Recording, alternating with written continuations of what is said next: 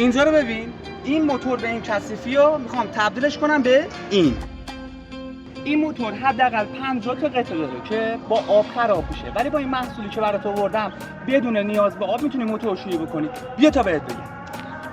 شک نکنید این چند تا نکاتی که دارم بهتون میگم و انجام بدید به هیچ عنوان به این قطعاتی که دارم نشونتون میدم آسیبی وارد نمیشه.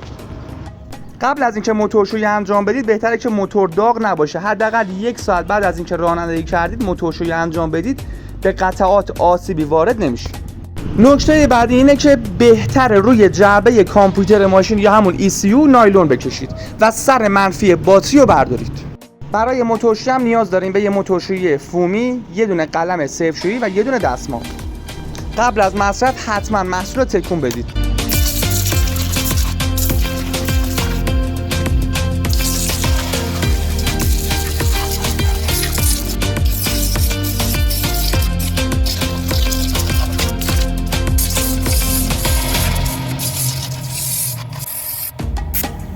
خب به نظرم برف شاده زد.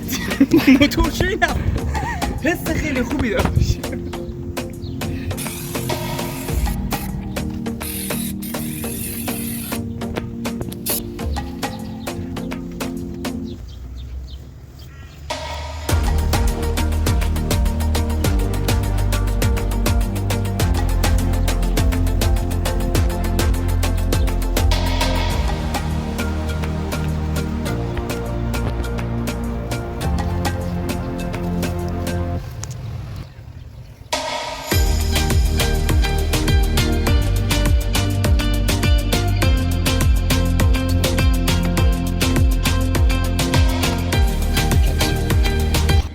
بدون حتی یه قطره آب موتور ماشین رو دوستان تمیز کردیم.